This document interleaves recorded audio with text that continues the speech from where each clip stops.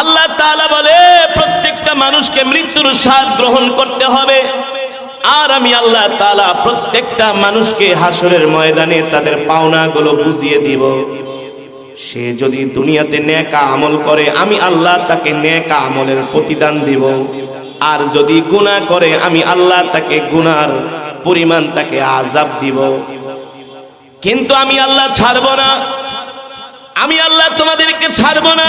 আমি আল্লাহ তোমাদেরকে দুনিয়াতে পাঠাইছি শুধু দুনিয়া কামাই করার জন্য না, আমি আল্লাহ তোমাদেরকে দুনিয়াতে পাঠাইছি আখিরাত কামাই করার জন্য। ঠিক কিনা বলেন?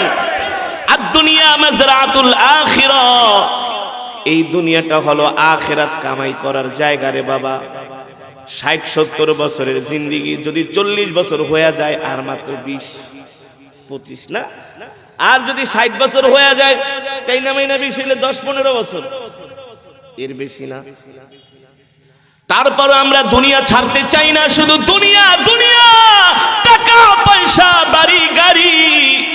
আল্লাহ তাআলা বলে না না না, ফামান যুহজিহা আনিন নারি ওয়া উদখিলাল জান্নাতা ফাকাদ ফাজ ওয়ামাল হায়াতুদ দুনিয়া ইল্লা মাতাউল গুরুর। এ বান্দা, দুনিয়ার টাকা পয়সা বাড়ি গাড়ি তোমাদের এটা সফলতা না, দুনিয়ার অর্থবিত্ত তোমাদের সফলতা না, দুনিয়ার ক্ষমতা তোমাদের সফলতা না। কারণ টাকা পয়সা বাড়ি গাড়ি কিছু নিয়ে কবরে যেতে পারবা না। একটা 3.5 হাত একটা কাফনের কাপড় নিয়ে কবরে যেতে হবে, তারপরও পেট ভরে না। আবার এই কথাগুলো কিছু মানুষের কাছে ভালো লাগে না, আছে না?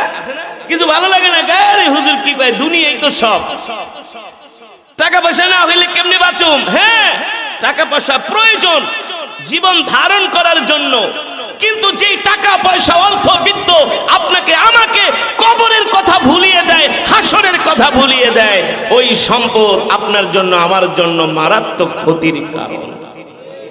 কথা বলেন ভাই। আল্লাহর নবী বলে, সাহাবীরা আমার উম্মতকে বলে দিও, আমার উম্মত যাতে দুনিয়ার পিছনে পড়ে না থাকে, আমার উম্মত যাতে আখিরাত কামাই করে।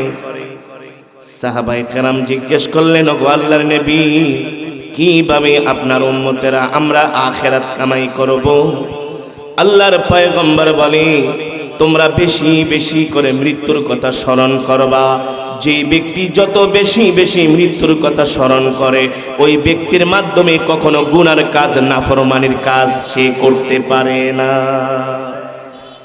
কারণ সে সব সময় চিন্তা করে, আমি আজকে মরে গেলে কালকে 2 দিন হারাম পয়সা কামাই আমি কার জন্য রেখে যাব?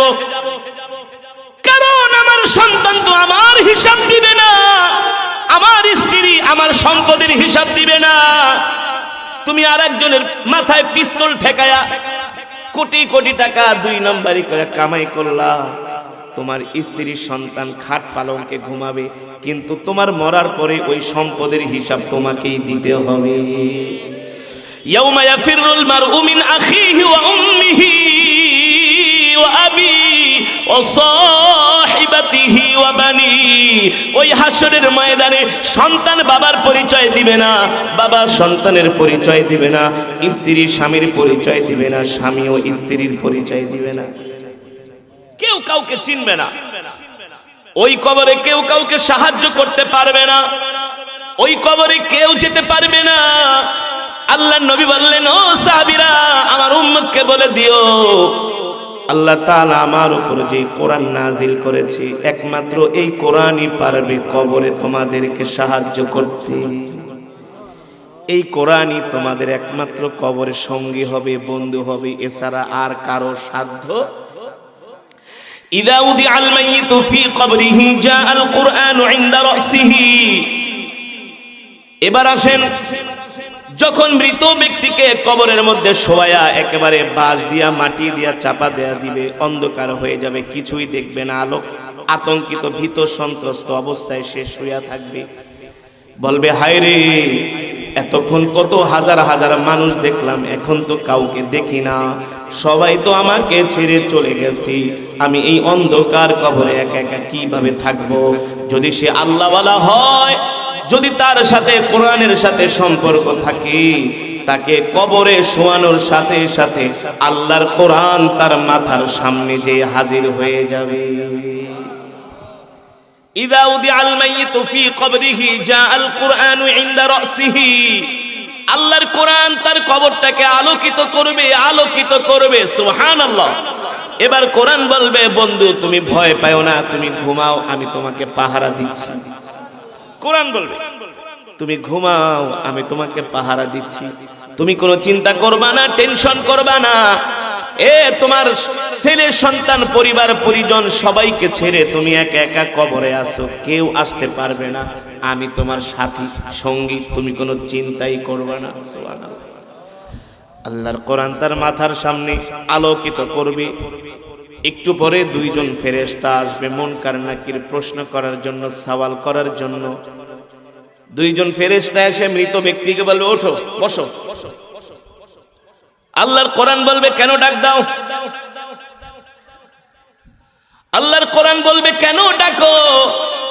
দুইজন ফেরেশতা মুনকার নাকির বলবে, আমরা আল্লাহ তাআলার বিশেষ ফেরেশতা, আমাদের কাজ হলো তাকে প্রশ্ন করা, সওয়াল করা।